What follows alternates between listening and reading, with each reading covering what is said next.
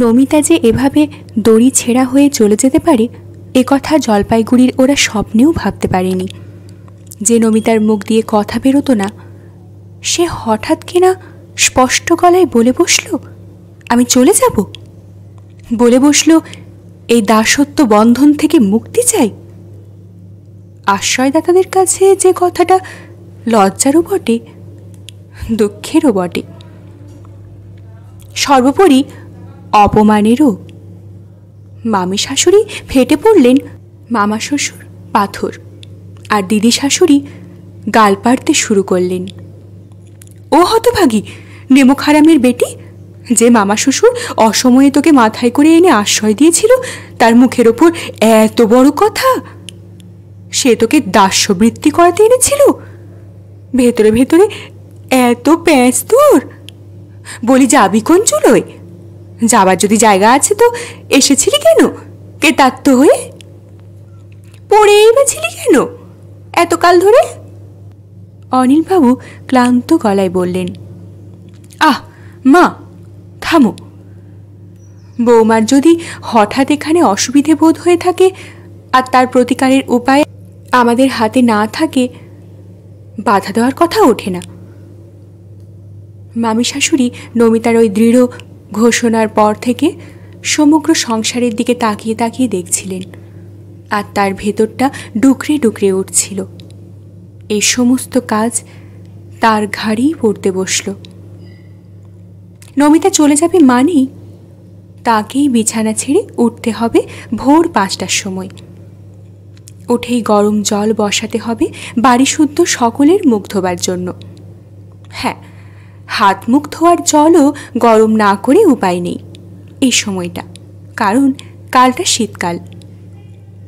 কেমন বুঝে বুঝে মোক্ষম সময়টিতে চালাকি চলল। কিছুদিন থেকেই বেশ বেভাব দেখা যাচ্ছিল, যেন এই সংসারে কাজ করে সেবা যত্ন করে তেমন কৃতার্থমন্য ভাব আর নেই, যেন না করলেই নয়। তাই তবু করছিল। সেইগুলি তার ওপর এসে পড়ল, অথচ তার শরীর ভালো নয়। বিশেষ করে শীতকালে মোটেই ভালো থাকে না। বেলা 8টার আগে বিছানা ছেড়ে উঠলে সয় না। ওই বেডটিটুকু গলায় ঢেলে তবেই একটু বল পান, আর এরপর সেই বেডটি তাকেই বানাতে হবে, আর সবাইয়ের মুখে মুখে ধরতে হবে। হতে পারে যাদের হাতগুলি মশারির মধ্যে থেকে বেরিয়ে আসবে গরম পেয়ালাটি ধরতে, তারা তারই স্বামী পুত্র কন্যা, কিন্তু শরীরের কাছে তো কিছু না। কিন্তু শুধুই তো ওইখানেই কর্তব্য শেষ নয়। তারপর জলখাবার বানাতে হবে, তারপর আবার চা বানাতে হবে, সাজিয়ে সাজিয়ে টেবিলে ধরতে হবে, তারপর কুটনো, তারপর রান্না, তারপর পরিবেশন, তারপর দেখতে বসা কার কি দরকার। কার ঠিক স্কুল যাবার সময় জামার বোতাম ছিঁড়ে গেল, কার বইয়ের ব্যাগের স্ট্র্যাপ জবাব দিল, কার প্যান্ট ময়লা, কার গেঞ্জি শুকোয়নি, আরও কত কি। এই কুরুক্ষেত্র কাণ্ডের পর চান করে এসে আবার শাশুড়ির নিরামিষ দিকে রান্নাবান্না। বুড়ি গরমকালে যদিও বা 1-8 দিন নিজে দুটো ফুটিয়ে নিতে পারেন, শীতকালে কদাপি না। অথচ এই সময় যত খাবার ঘটা, কপি, মটরশুঁটি, নতুন আলু, পালং শাক, মূলো, বেগুন, আনাজের সমারোহ। বুড়ির হাতে পায়ে শক্তি নেই, হজম শক্তিটি বেশ আছে। নিরামিষ ঘরে রোজই ঘটা চলে। তাছাড়া আবার কর্তারও প্রখর দৃষ্টি মার সম্মুখ যত্ন হচ্ছে কিনা। অতএব শাশুড়ির রাজভোগটি সাজিয়ে দিয়ে আবার পড়তে হবে বিকেলের জল খাবার নিয়ে। নিত্য নতুন খাবার দাবার করে করে নমিতা দেবী তো মুখগুলি আর মেজাজগুলি লম্বা করে দিয়েছেন। করবেন না কেন? পরের পয়সা, পরের ভাড়ার দরাজ হাতে খরচ করে করে সবাই শুয়ে হওয়া। এখন তার ঘাড়ে চাপিয়ে দিয়ে সরে পড়ার তাল। সাদামাটা জলখাবার, রুটি, মাখন কি লুচি, পরোটা, আর রুচবে ছেলে মেয়েদের? কে সামলাবে এই হ্যাপা? শুধুই কি জলখাবার? রাতে একখানি করে গরম রুটি সেকে পাতে দেবার ক্ষমতা তার আছে? না পারলে বাবু বিবিদের রুচবে না হয়তো। নমিতা করত ওসব, তবুও তো তদ্বি গদ্বির কামাই ছিল না। এসব বদ অভ্যেস নমিতাই করিয়েছে। তার মানে নীরবে নিঃশব্দে মামা শ্বশুরের ভাড়ার ভরসা করেছে, আর মামা শাশুড়ির ভবিষ্যৎ ভরসা করেছে। এসব পরিকল্পিত শত্রুতা ছাড়া আর কি? নমিতাকে দেখে তাই বিষ উঠেছে তার। আর হঠাৎ কেমন ভয় ভাঙা হয়ে বসে আছে দেখো, বসে আছে শোবার ঘরের ভেতর, তাড়াহুড়ো করে বিকেলের জলখাবারের দিকে এগিয়ে আসছে না। কেন? কিসের জন্য? অসময়ে যে আশ্রয় দেয় তার বুঝি আশ্রিতের ওপর কোনো জোর থাকে না? যাক দেখি কেমন যায়। স্বামীর ওই গা ছাড়া কথায় তাই তেলে বেগুনে জ্বলে উঠলেন ভদ্রমহিলা। রুক্ষ গলায় বলে উঠলেন, কেন? বাধা দেওয়ার কথা উঠে না কেন? হঠাৎ যাব বললেই যাওয়া হবে? হোটেলে বাস করছিস নাকি? তাই এক কথায় আমার এখানে পোষাচ্ছে না বলে চলে যাব? তুমি বলে দাও এ সময় তোমার যাওয়া হতে পারে না। অনিলবাবু মৃদু মানুষ, মৃদু গলাতেই বলেন, অকারণ মাথা গরম করো না মৃণাল। বাধা দেবার আমি কে? তুমি কেউ না, জোর করবার উপযুক্ত কেউ না। ও, তাহলে এতদিন এতকাল গলায় বেঁধে বইলে কেন শুনি?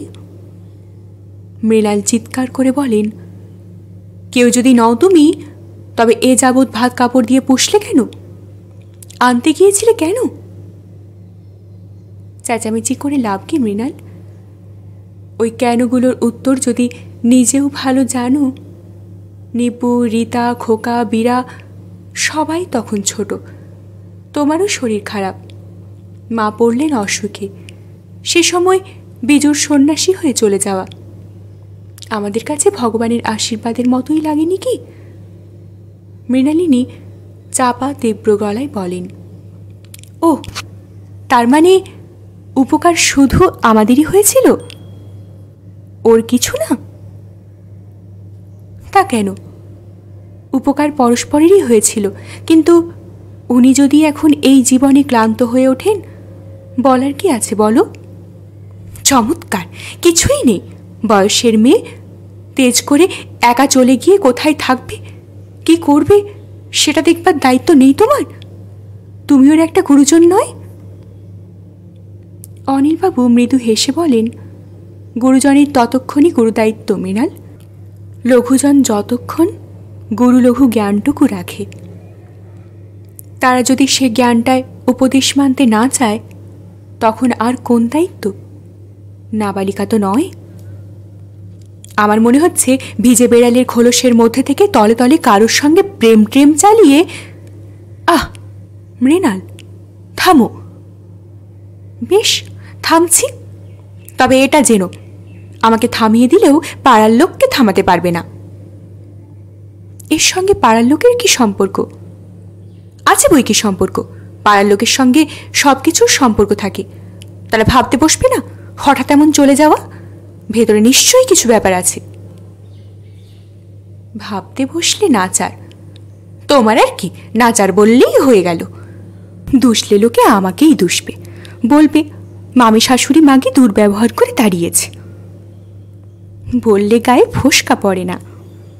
যাদের গায়ে কচ্ছপের খোলস তাদের পড়ে না, মানুষের চামড়া থাকলে পড়ে। তাহলে ফোসকার জ্বালা সইতেই হবে।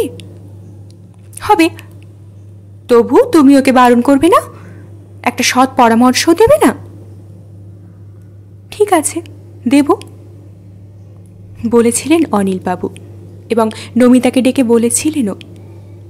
আমি বলছিলাম বৌমা, ফট করে চলে গিয়ে বরং বিজুকে একটা চিঠি লিখে বিস্তারিত জানিয়ে।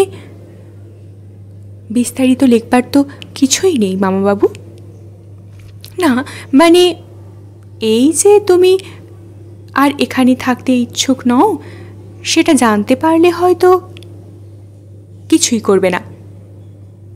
নমিতা কষ্টে চোখের জল চেপে বলে, করবার ইচ্ছে থাকলে চিঠি পর্যন্ত লিখতে বারণ করতেন না। অনিলবাবু মাথা নিচু করে বলেছিলেন, তা বটে, কিন্তু তোমার এখানে কি কি অসুবিধে হচ্ছে সেটা যদি একটু বলতে, চেষ্টা করে দেখতাম তার কিছু প্রতিকার। এ সময় নমিতার চোখ দিয়ে জল গড়িয়ে পড়েছিল। নমিতা মাথা নিচু করে বলেছিল, অসুবিধে কিছু নেই মামাবাবু। এখানে যে সুবিধেই ছিলাম তা নিজের বাড়িতেও থাকিনি কোনো দিন। কিন্তু একটু থেমে বলেছিল, আসলে এখন শুধু এই প্রশ্নটাই স্থির হতে দিচ্ছে না, এই জীবনটার কোনো অর্থ আছে কিনা। মামা শ্বশুরের সঙ্গে না হ্যাঁ ছাড়া কোনো কথাই কখনো বলেনি নমিতা। তাই বলে ফেলে যেন থরথর করেছিল, তবু বলেছিল। অনিলবাবু একটু হেসেছিলেন, বলেছিলেন, সে প্রশ্ন করতে বসলে আমাদের কারো জীবনেরই কি কোনো অর্থ খুঁজে পাওয়া যাবে বৌমা? কিন্তু থাক, আমি তোমায় বাধা দেব না। দেখো যদি অপর কোথাও শান্তি পাও। অনিলের মা বেজার গলায় বলেছিলেন, নাতবউ তোর সঙ্গে অত কথা কি কইছিল রে? অত আর কি, এই যাওয়ার কথা। নিল তোর পরামর্শ, কুমতলব ছাড়ল। আমি তো কোনো পরামর্শ দিতে যাইনি মা। আমরা যে তাকে যেতে বাধা দেব না সেই কথাটাই জানিয়ে দিলাম। বাহ বাহ, ভেলারে মোর বুদ্ধিমতো ছেলে। এই অসময়ে দেশে লোকজনের আকাল, অমন একটা করিতকর্মা মেয়েকে এক কথায় ছেড়ে দেয় মানুষে? আমরা ওকে ছি রাখিনি মা, বলে চলে গিয়েছিলেন অনিলবাবু। আর তখনই হঠাৎ ওর মনে হয়েছিল, কেন নমিতা তার জীবনের অর্থ খুঁজে পাচ্ছে না? বাড়ির প্রতিটি ছেলে মেয়ে ব্যঙ্গ বিদ্রুপ রাগ করে করে নমিতাকে বিঁধেছিল, আর তাতেই হয়তো নমিতার মনের মধ্যে যেটুকু দ্বিধা আসছিল সেটুকু মুছে যাচ্ছিল। শুধু নিপু বলেছিল, যাক বৌদি, তাহলে সত্যিই চলে যাবে আমাদের স্রেফ মৃণালিনী দেবীর হাতে ফেলে দিয়ে? তখনই চোখে জল এসেছিল নমিতার। শুধু চলে গিয়েছিল নমিতা, কে জানে জীবনের কোন অর্থ খুঁজে পেতে। অথচ কত নিশ্চিন্তেই থাকতে পেত নমিতা যদি সে জীবনের মানে খুঁজতে না বেরোতো। জলপাইগুড়ি শহরে অনিলবাবুর যথেষ্ট মান সম্মান আছে, সেই বাড়িরই একজন হয়ে তো ছিল নমিতা। কোথাও কারো বাড়িতে নিমন্ত্রণ হলে অনিলবাবু স্ত্রী কন্যার সঙ্গে সমপর্যায়ভুক্ত হয়ে তো যেতে পেত। দৃষ্টিকটু হবার ভয়ে নিজের বা মেয়ের শাড়ি গয়না দিয়ে সাজিয়ে নিয়ে যেতেন তাকে মামা শাশুড়ি, আর 5 জনের কাছে ওটি আমাদের একটি বৌমা বলে পরিচয়ও দিতেন। এইখানেই কি অনেকটা দাম পাওয়া গেল না, অনেকটা মান? তাছাড়া নিজের ছেলে মেয়েদের সঙ্গে নমিতার খাওয়া দাওয়ার তারতম্য করেননি কোনো দিন। যদি কিছু তারতম্য ঘটে থাকে তো সে নমিতা নিজেই ঘটিয়েছে। পোড়াটা কাঁচাটা ভাঙাটা সে নিজেই ভাগেই রেখেছে বরাবর। তা সে যাক, অন্যদিকে তাকিয়ে দেখো, নিরাশ্রয় হয়ে যাওয়া। নমিতা কত বড় নির্ভরতার একটি আশ্রয় পেয়েছিল, চিরদিনই বজায় থাকতো এ আশ্রয়।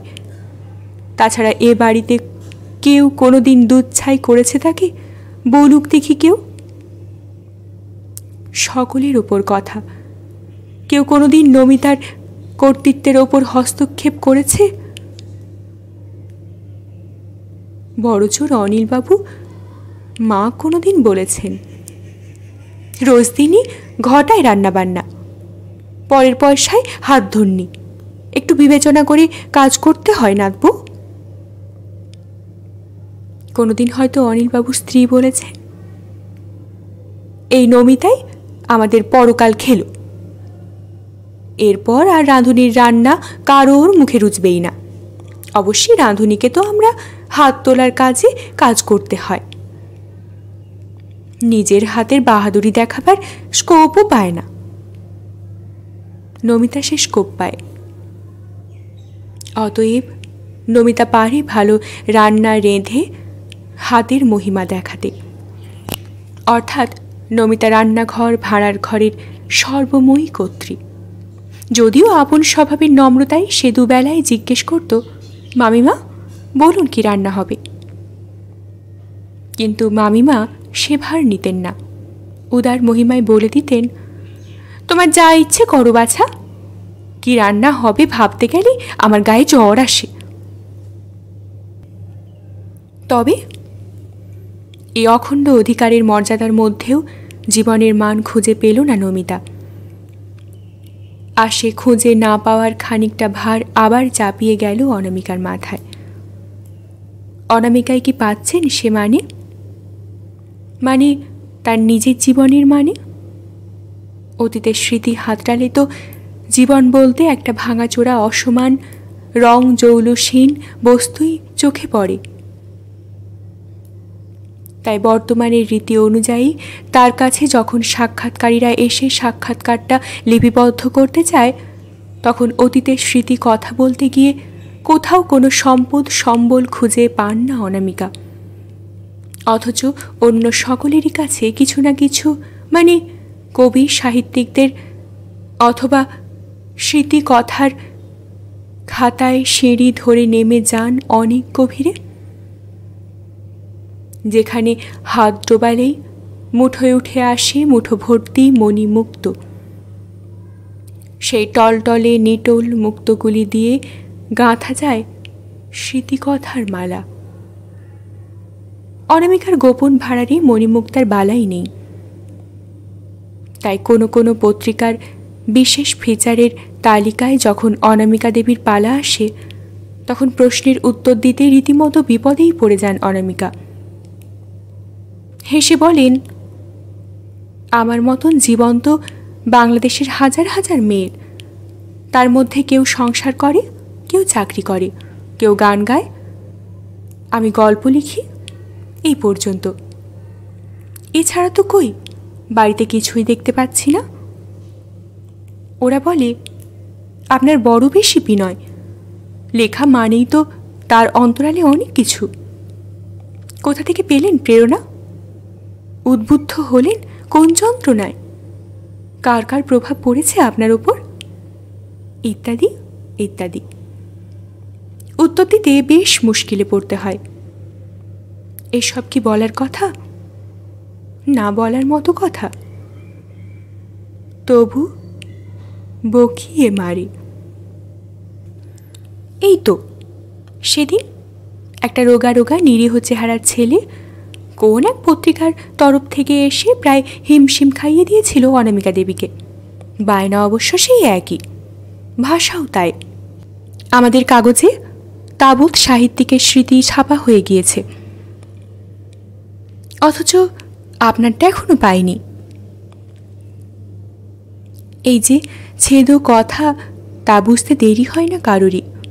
অনামিকার মুখে আসছিল, পাওনি না নাওনি, কিন্তু মুখে আসা কথাকে মুখের মধ্যে আটকে ফেলতে না পারলে আর সভ্যতা কিসের?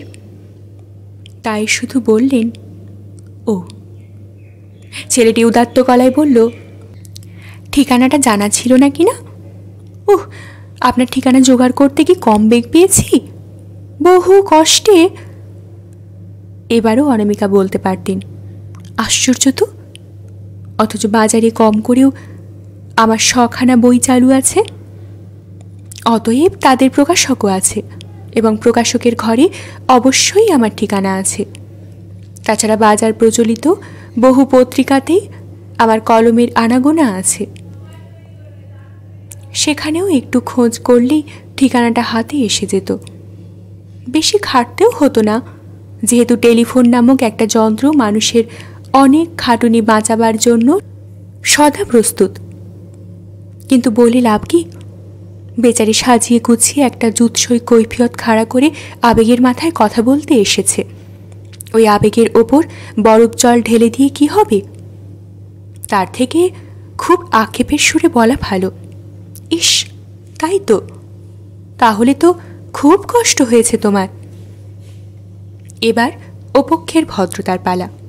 না না, কষ্ট আর কি, শেষ পর্যন্ত যখন দেখা হলোই তখন আবার কষ্টের কথা ওঠে না। এখন বলুন, কোন সংখ্যা থেকে শুরু করবেন? সামনের সংখ্যা থেকেই? বিজ্ঞাপন দিয়ে দিচ্ছি। আরে আরে, কি মুশকিল, কথাটাই শুনি ভালো করে। বাহ, বললাম তো, আমাদের জ্যোতির্ময় স্বদেশের স্মৃতিচারণ সিরিজে। ওটা একটা সিরিজ বুঝি? হ্যাঁ তাই তো, দেখেননি? এ তো প্রায় 2-2.5 বছর ধরে চলছে। দেশের যত শ্রেষ্ঠ সাহিত্যিক এধার থেকে, মানে একটির পর একটি ধরে ধরে। কথাটা ঠিকভাবে শেষ করতে না পেরেই বোধ হয় ছেলেটি হঠাৎ চুপ করে গেল।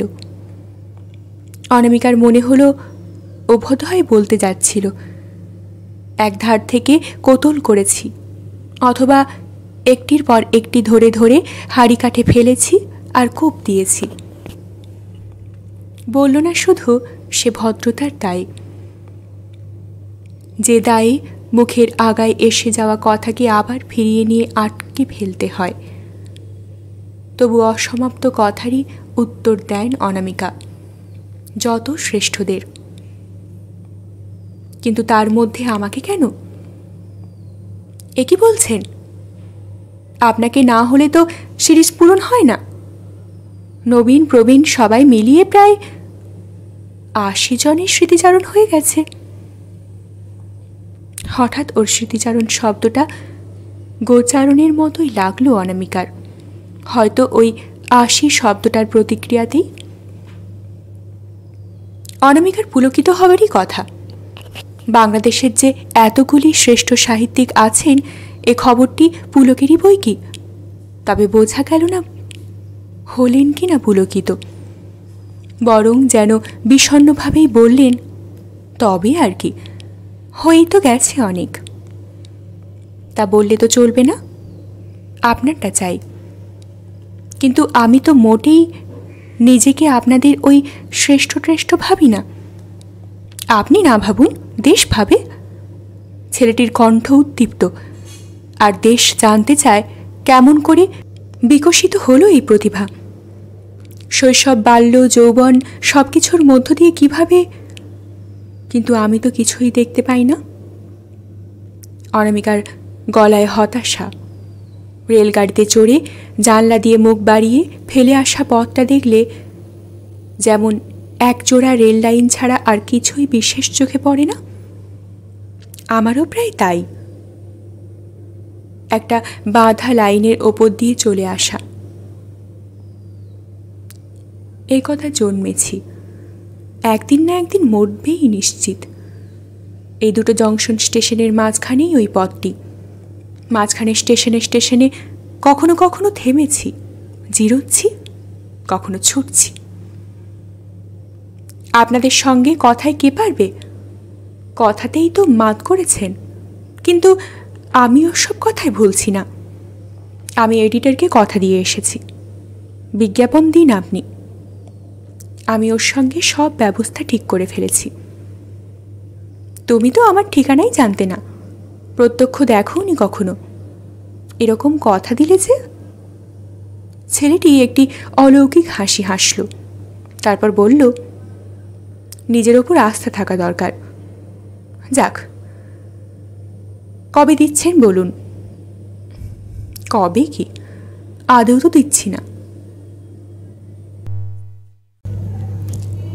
সে বললে, ছাড়ছে কে? গোড়ায় অমন সব ইয়ে, মানে সকলেই ঠিক এই কথাই বলেন। আমার স্মৃতির মধ্যে আর লেখবার মতো কি আছে? সাধারণ ঘরের ছেলে ইত্যাদি প্রভৃতি, যত থানায় পানাই আর কি। তারপর দেখছেন তো এক একখানি, সকলের মধ্যেই কোনো একদিন না একদিন নির্ঝরের স্বপ্নভঙ্গ ঘটেছে, তারই ইতিহাস। আমার বাবু ওসব কিছুই ঘটেনি টটেনি। তাই কি হয়? ও তো হতেই হবে। আপনার বিনয় খুব বেশি, তাই চাপছেন, কিন্তু আমাদের আপনি হঠাতে পারবেন না। লেখাটা ধরে ফেলুন। কি মুশকিল, সত্যি বলছি, লিখবার মতো কিছুই নেই। মধ্যবিত্ত বাঙালির ঘরের মেয়ে, 7-8টি ভাই বোনের মধ্যেই একজন। খেতে পড়তে পেয়েছি, যেখানে জন্মেছি সেখানেই আছি, আশা করছি সেখানেই মরব। ব্যাস এই তো, এর মধ্যে লেখবার কি আছে? বাহ, হয়ে গেল ব্যাস। মাঝখানের এই বিপুল সাহিত্যকৃতি দেখো, সেটাও একটা কি বলবো ঘটনাচক্র মাত্র। একদা শখ ছিল লিখব, লিখলাম, ছাপা হলো। আর তখন দিনকাল ভালো ছিল, মেয়েদের লেখা টেখা সম্পাদকরা ক্ষমা ঘেন্না করে ছাপতেনও, আবার চাইতেনও। সেই চাওয়ার সূত্রেই আবার নবীন উৎসাহী লেখা। আবার হয়ে গেল ছাপা। আবার মানে আর কি, যা বললাম, ঘটনাচক্রের পুনরাবৃত্তি থেকেই তোমাদের গিয়ে ওই বিপুল কৃতি নাকি বলে, সেটাই ঘটে গেছে। তার মানে বলতে চান কোনো প্রেরণা না পেয়ে আপনি? বলতে চাই কি, বলছিই তো, পাঠক পাঠিকা এবং সম্পাদক আর প্রকাশক এরাই মিলেমিশে আমাকে লেখিকা করে তুলেছেন। এছাড়া আর তো কই। ঠিক আছে, ওটা যখন আপনি এড়িয়ে যেতেই চাইছেন, তখন আপনার জীবনের বিশেষ বিশেষ কিছু স্মৃতির কথাই লিখুন। জীবন সংগ্রামের কঠিন অভিজ্ঞতা, অথবা, কিন্তু গোড়াতেই যে বললাম বিশেষ বলে কিছুই নেই। জীবন সংগ্রামে বা কোথা, জীবনে কোনো দিন পায়েস হোটেলে খাইনি, কোনো দিন গামছা ফেরি করে বেড়াইনি, কোনো দিন বাড়িওয়ালার তাড়নায় ফুটপাতে এসে দাঁড়াইনি, রাজনীতি করিনি, জেলে যাইনি, এমনকি গ্রাম বাংলার অফুরন্ত প্রাণ প্রাচুর্যের মধ্যে হুটোপাটি করে বেড়াবার সুযোগও ঘটেনি। শহর কলকাতার চাঁদ দেওয়ালের মধ্যে জীবন কেটেছে। বিশেষ স্মৃতি কোথায়? ছেলেটা তবুও দমে না, বলে ওঠে, নেই, সৃষ্টি করুন। কলমের জাদুতে কি না হয়, বানিয়ে বানিয়ে লিখব। হেসে ফেলেন অনামিকা। ছেলেটা হাসে না, বরং মুখটা গোমরাই করে বলে, বানিয়ে কেন? আপন অনুভূতির রঙে রাঙিয়ে, তুচ্ছ ঘটনাকেই সেই রঙিন আলোয় আলোকিত করে, মানে সবাই যে কর্মটি করছেন। ছেলেটা হঠাৎ মুখটা একটু বাঁকায়। রাঙকে সোনা বললেই সোনা, যে যা লিখেছেন তার কতটুকু সত্যি আর কতটুকু কথার খেলা, সে তো আর আমাদের জানতে বাকি নেই। অনামিকা হঠাৎ একটু শক্ত গলায় বলেন, তাই যখন নেই, তবে আর ওতে দরকার কি? বাহ, আমি কি বলছি সকলেই বানিয়ে লিখছেন? বলছি আপনাদের কলমের গুণে সাধারণ ঘটনা অসাধারণ হয়ে ওঠে, সাধারণ জীবনও সাধারণোত্তর মনে হয়। আমার লেখার মধ্যে তেমন গুণ থাকবে এ বিশ্বাস আমার নেই বাবু। অনুভূতির রঙে রাঙানো টাঙানো না, ও আমার দ্বারা হবে না। তার মানে দেবেন না, তাই বলুন। দেব না বলেছি না তো, বলছি পেরে উঠব না। তার মানে তাই, কিন্তু আমাকে আপনি ফেরাতে পারবেন না। আমার তাহলে মুখ থাকবে না। যা হোক, কিছু না নিয়ে ছাড়ব না। আপনার শ্রেষ্ঠ বইগুলির নায়ক নায়িকার চরিত্র কাকে দেখে লেখা, সেটাই অন্তত লিখুন। ওই আত্মকথার সিরিজে ঢুকিয়ে দেওয়া যাবে। বলার মধ্যে বেশ একটু আত্মস্থ ভাব ফুটে ওঠে ওর। অনামিকা আবার হেসে ফেলেন। কিন্তু কাউকে দেখে লিখেছি এটাই বা বলল কে? ছেলেটি তর্কের সুরে বলে, না দেখলে লেখা যায়? কি আশ্চর্য! গল্প উপন্যাস মানেই তো কাল্পনিক। ওটা বাজে কথা। সমস্ত ভালো ভালো লেখকদের শ্রেষ্ঠ চরিত্রগুলোই লোককে দেখে লেখা। শরৎচন্দ্র, বিভূতিভূষণ, তারাশঙ্কর, বনফুল, দেখুন এদের আপনি। যদি বলেন কিছু না দেখে লিখেছেন। ওকে দেখে মনে হলো যেন অনামিকা ওকে ঠকাতে চেষ্টা করছেন। অনামিকা হাসলেন। কথাটা ঠিক তা নয়, বললেন অনামিকা।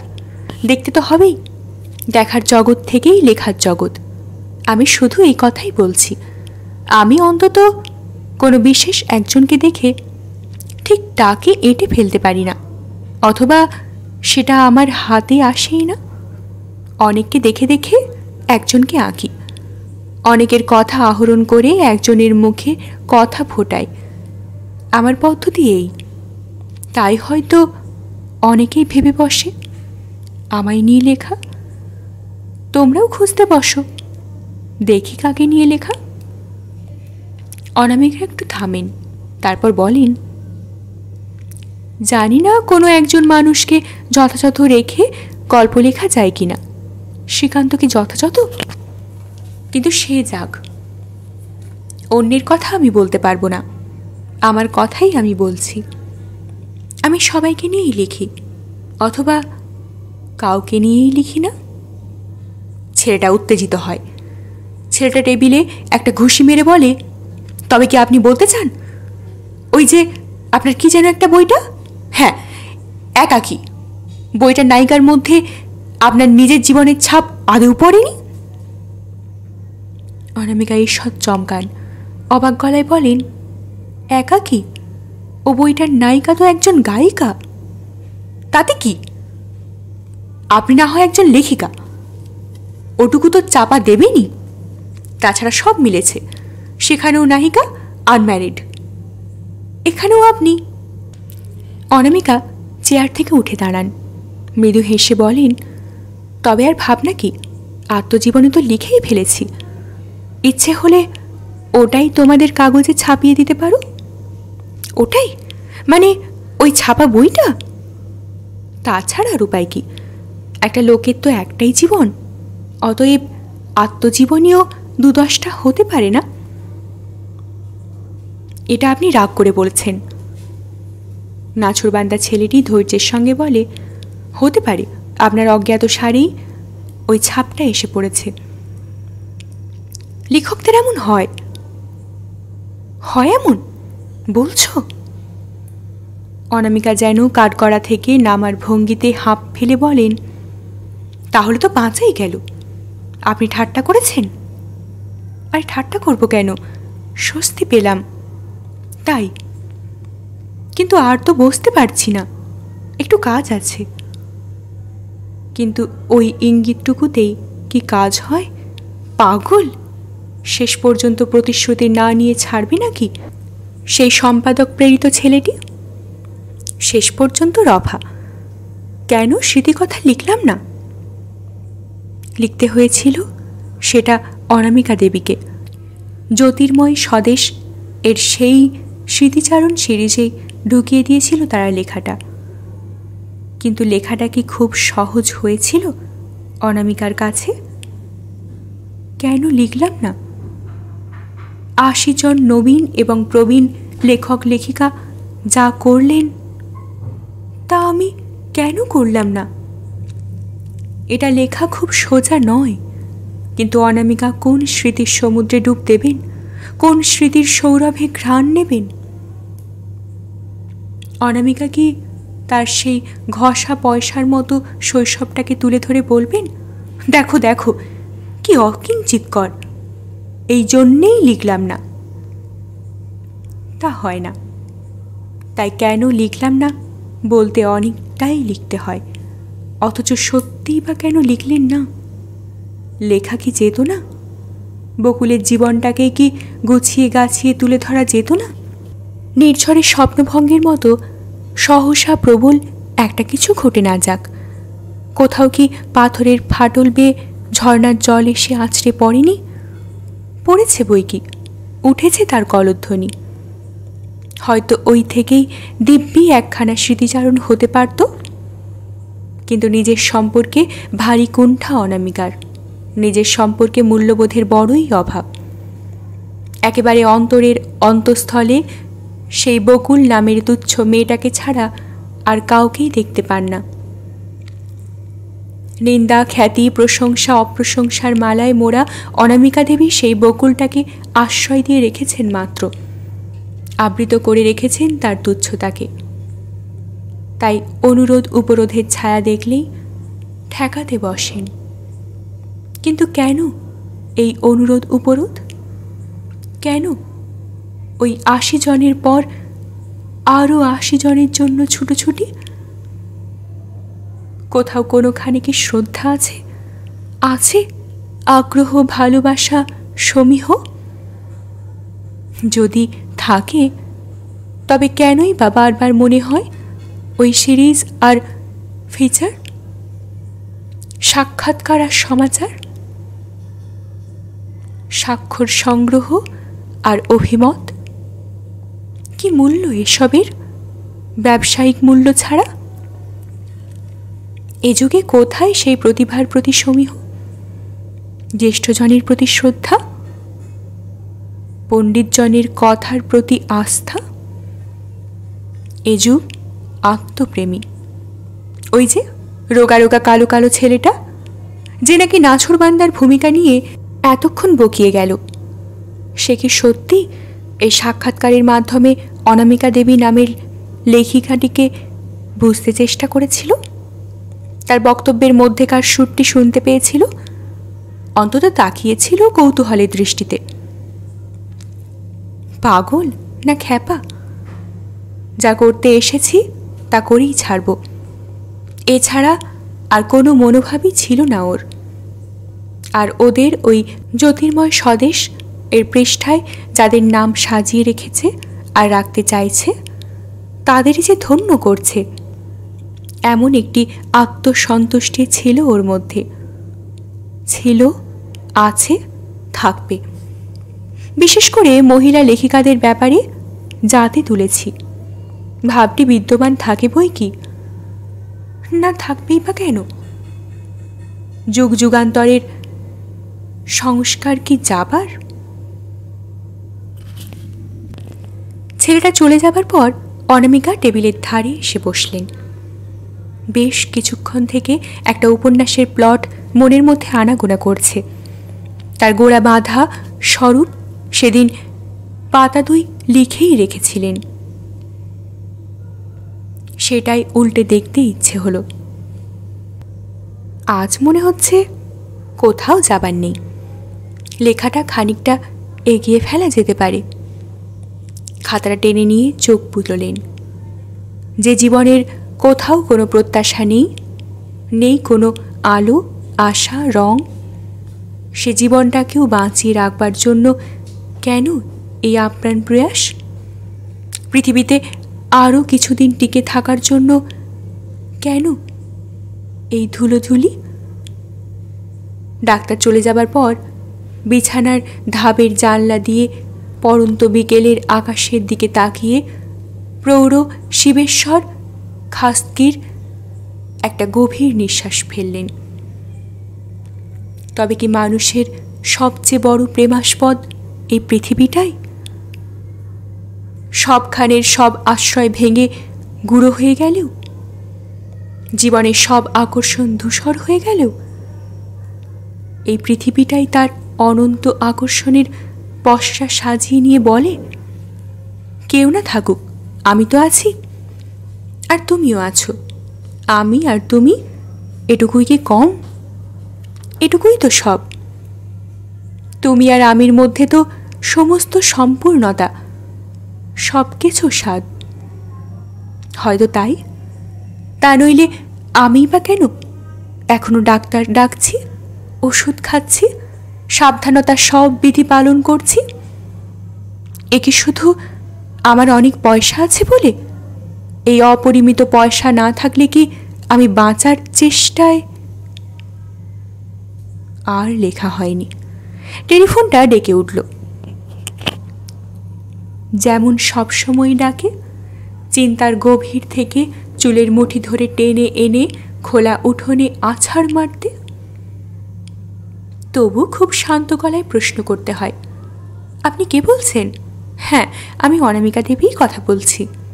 কি বললেন? নাম? মেয়ের? ইস, ছি ছি, একদম ভুলে গেছি। নানা কাজে এমন মুশকিল হয়, লজ্জায় কোনঠায় যেন মরে যেতে হয়। আপনি যদি দয়া করে কাল সকালে একবার। কালই নামকরণ উৎসব? ওহো, তারিখটা ডায়েরিতে লিখে রাখতে বলেছিলেন। হ্যাঁ সত্যি, এখন সব মনে পড়ছে। মানে লিখে রেখেছিও, খুলে দেখা হয়নি। আচ্ছা, আপনি বরং আজই সন্ধ্যের দিকে আর একবার কষ্ট করে, নয়তো আপনার ফোন নাম্বারটাই বাড়ি থেকে বলছেন না? আচ্ছা তাহলে আপনি। টেলিফোনটা নামিয়ে রেখে একটা হতাশ নিঃশ্বাস ফেললেন, যেন প্রতিশ্রুতি দিয়ে মহাজনের ঋণ শোধ করে উঠতে পারেননি। অন্তত কণ্ঠে সেই কুণ্ঠা, না ফুটিয়ে উপায়ও নেই। সৌজন্যের ওপরই তো জগৎ। ভুলে সত্যিই গিয়েছিলেন। এখন মনে পড়ল, ভদ্রলোক তার নবজাতা কন্যার নামকরণের জন্য আবেদন জানিয়ে আবেগমুগ্ধ কণ্ঠে বলেছিলেন, আর সেই আশীর্বাদ করবেন যেন আপনার মতোই হতে পারে। এহেন কথা ভুলে গেলেন অনামিকা? খারাপ, খুব খারাপ। অথচ সত্যিই লিখে রেখেছিলেন। ভাগ্যিস রেখেছিলেন। খুলে দেখলেন আরও অনেক প্রতিশ্রুতি দেওয়া আছে। শুধু অদেখা ভদ্রলোকের মেয়ের নামকরণই নয়, পাড়ার ছেলেদের হাতে লেখা পত্রিকারও নামকরণ করে দিতে হবে। তাছাড়া পাড়ার সরস্বতী পুজোর স্মারক পত্রিকার জন্য শুভেচ্ছা, সবুজ সমারোহ ক্লাবের রজত জয়ন্তী স্মারক পত্রিকার জন্য ছোট গল্প, ভারতীয় চর্মশিল্প প্রতিষ্ঠানের কর্মীবৃন্দের রিক্রিয়েশন ক্লাবের বার্ষিক উৎসবের স্মারক পত্রিকার জন্য চর্মশিল্পের ওপর যা হোক একটু লেখা, নেভাননী বালিকা বিদ্যালয়ের 40 বৎসর পূর্তি উপলক্ষে একটি সময়োপযোগী প্রবন্ধ। প্রধান শিক্ষিকার চেহারাটি মনে পড়ে গেল অনামিকার। গোল গোল কালো কালো চেহারা, কালো চোখ দুটিও পরিপাটি গোল। সেই চোখ দুটি বিস্ফারিত করে চাপা গলায় বলেছিলেন ভদ্রমহিলা, আপনি বলছেন ছেলেগুলোকে নিয়েই যত গণ্ডগোল, মেয়ে তবু শান্তিতে আছে? ভুল ভুল অনামিকা দেবী, এটি আপনার সম্পূর্ণ ভুল ধারণা। প্রাইমারি সেকশন বাদ দিলে 450 মেয়ে নিয়ে ঘর করছি। বলবো কি আপনাকে, যেন 450টি ফোনা তোলা কেউটি। কথা বলতে চাও কি অমনি ফোঁস। কিভাবে যে নিজের মানটুকু বাঁচিয়ে কোনো মতে স্কুল চালিয়ে চলেছি তা আমিই জানি। এর মধ্যে থেকেই আবার সবই করতে হচ্ছে। মেয়েদের আবদার এই 40 বছর পূর্তি উপলক্ষে কিছু ঘটাপটা হোক, মানে নাচ গান অভিনয় কমিক। অথচ আজকাল মেয়ে স্কুলে ফাংশন করা কি যে দারুণ প্রবলেম। মেয়েরা জানে সবই, বুঝেও বুঝবে না। গেলবারের মানে এই গত পুজোর সময় মেয়েরা একটা সোশ্যাল করলো, জানতে পেরে পাড়ার ছেলেদের সে কি হামলা, বলে কিনা আমাদের দেখতে দিতে হবে। বুঝুন অবস্থা। ওরা তো আর দুষ্টু ছেলে নেই, পুরো গুন্ডা হয়ে উঠেছে। বুঝিয়ে তো পারা যায় না। শেষে ওদের দলপতিকে আড়াল থেকে ডেকে হাত জোর করে বলতে হলো, বাবা তোমাদের কথা রাখলে কি মেয়েদের গার্জেনরা আমাদের স্কুলে আস্ত রাখবেন? হয়তো আইন আদালত হবে, হয়তো এতদিন স্কুলটাই উঠে যাবে। এদিকে ভালো বলতে তো এই একটাই মেয়ে স্কুল, তোমাদেরই বোনেরা ভাইজি ভাগ্নিরা পড়তে আসে ইত্যাদি অনেক বলায় কি ভাগ্য যে বুঝল, কথাও দিল। ঠিক আছে, কিন্তু বলুন বারে বারে কি এরিক্স নেওয়া যায়? মেয়েরা শুনবে না। আপনাকে বলবো কি, মনে হয় বেশিরভাগ মেয়েই যেন চায় যে বেশ হামলা টামলা হোক, হইচই কাণ্ড বাদুক একটা, ওই গুন্ডা ছেলেগুলোর সঙ্গে মুখোমুখি একটা দহরম মহরম হোক। এ কি সর্বনাশা বুদ্ধি বলুন? তাই বলছি, মেয়েদের যাতে একটা শুভ বুদ্ধি জাগ্রত হয় সেই মতো একটি সুন্দর করে লেখা প্রবন্ধ আমাদের শুভেনীরের জন্য দিতে হবে আপনাকে। অনামিকা দেবী বোধহয় বলছিলেন, আপনারা সর্বদা তো চেষ্টা করছেন, সামান্য একটা প্রবন্ধের দ্বারা কি তার থেকে বেশি হবে? মহিলা আবেগকম্পিত গলায় খুব দৃঢ়তার সঙ্গে বলছিলেন, হলে আপনার কথাতেই হবে। আপনাকে বাংলাদেশের ছেলেমেয়েরা কি যে ভালোবাসে। অনামিকা কি তখন মনে মনে একটু হেসেছিলেন? ভেবেছিলেন কি জ্ঞান চৈতন্য হবার চেষ্টা করি না বলেই হয়তো একটু ভালোবাসে। সে চেষ্টা শুরু করলে কিন্তু সে হাসিটা তো প্রকাশ করা যায় না। সাহিত্যিকের দায়িত্ব নাকি ভয়ানক গভীর। সমাজের ওঠা পড়ার অদৃশ্য সূত্রটি নাকি তাহাদেরই হাতে। তবে শুধু তো নিভারণী বালিকা বিদ্যালয়ের প্রধানা শিক্ষিকাই নয়, এ ধ্বনি তো সর্বত্র সোচ্চার। অথচ অত কথার পরও অনামিকা দেবী কিনা সে গুরুদায়িত্বের কণিকাটুকু পালনের কথাও সে ভুলে বসে আছেন। দেখলেন ওদের 40 বছর পূর্তির উৎসবের আর মাত্র 16 দিন বাকি। আজই অতএব দিতে পারলে ভালো হয়। ছাপবার সময়টুকু পাওয়া চাই তো ওদের। বাকি সবগুলোই হয়তো আজকালই চেয়ে বসবে। কি করে যে ভুলে বসে আছেন অনামিকা দেবী। তারপর তাকিয়ে দেখলেন টেবিলে বেশ কতকগুলি চিঠি জমে উঠেছে, উত্তর দেওয়া উচিত। উপন্যাসের প্লটটা সরিয়ে রাখলেই ভালো। হয়তো আরও অনেক দিনই রাখতে হবে। এগুলো শেষ হতে হতে আরও কিছু কিছু এসে জমে উঠবে। অথচ অহরহ একটা অভিযোগ উঠছে আজকের দিনের কবি সাহিত্যিকদের বিরুদ্ধে। কেউ নাকি আর মননশীল লেখা লিখছেন না, সবাই নাকি দায়সারা এবং টাকার জন্যে। আগেকার লেখকরা লিখতেন প্রাণ দিয়ে, মন দিয়ে, সমগ্র চেতনা দিয়ে, আর এ যুগের লেখকরা লেখেন শুধু আঙুলের ডগা দিয়ে। হ্যাঁ, ওই ধরনেরই একটা কথা সেদিন কোন একটা কলেজের সাহিত্য আলোচনার সভায় প্রধান অতিথি হিসেবে যোগ দিয়ে বসে বসে শুনতে হয়েছিল অনামিকা দেবীকে। ছাত্র সভায় সদস্যদের আবেগ উত্তপ্ত অভিযোগ ভাষণ। দোষ স্বীকার করতেই হয়েছিল নতমস্তকে, নইলে কি বলতে বসবেন? আর কোন যুগে এ যুগের মতো সাহিত্যকে সবাই ভাঙিয়ে খাচ্ছে? সমাজের আপাত মস্তক তাকিয়ে দেখো, সাহিত্যিকই আজ সকলের হাতিয়ার, আর তাদের হাতে রাখতে কত রকমের জাল বিস্তার। টাকার টোপ, সম্মানের টোপ, পুরস্কারের টোপ, ক্ষমতার টোপ ছড়িয়ে রাখা আছে সমাজ সমারোহের ঘাটে ঘাটে। তাছাড়া এই অনুরোধের বন্যা। তবে কোন নিরালা নিশ্চিন্ততায় বসে রচিত হবে মননশীল সাহিত্য? ভরসা শুধু নতুনদের, যাদের ভাঙিয়ে খাবার জন্যে এখনো সহস্র হাত প্রসারিত হয়নি। কিন্তু সে আর কদিন? যেই একবার সুযোগ সন্ধানীদের চোখে পড়ে যাবে, ওর কলম বলিষ্ঠ, ওর মধ্যে সম্ভাবনা, তক্ষুনি তো হয়ে যাবে তার সম্ভাবনার পরিসমাপ্তি। তার এই বলিষ্ঠ কলমকে কোন কোন কাজে লাগানো যায় সেটাই হবে চিন্তনীয় বস্তু।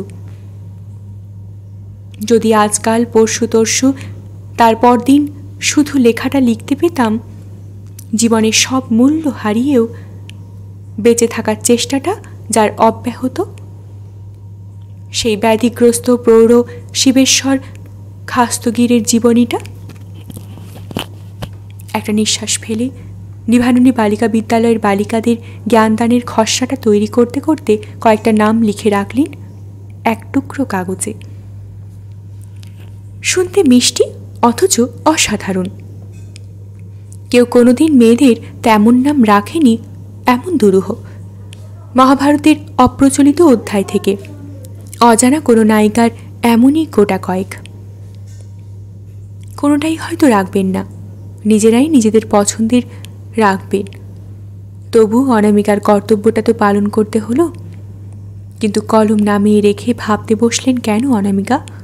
কার কথা? সেই মেয়েটার কথা কি, যার কথা বাড়িতে আর কেউ উচ্চারণ করছে না? না, সে বাড়ি থেকে পালিয়ে যাওয়া মেয়েটার নাম বাড়িতে আর উচ্চারিত হয় না। তাকে খুঁজে পাওয়ার জন্য তলায় তলায় যে আপ্রাণ চেষ্টা চালিয়েছিল সেটাও বন্ধ হয়ে গেছে।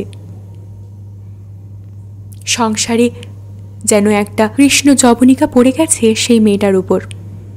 সেই প্রাণচঞ্চল বেপরোয়া দুঃসাহসী মেয়েটার মৃত্যু ঘটে গেছে। অথচ খুব গভীরে একটা নিঃশ্বাস পড়ল অনামিকার।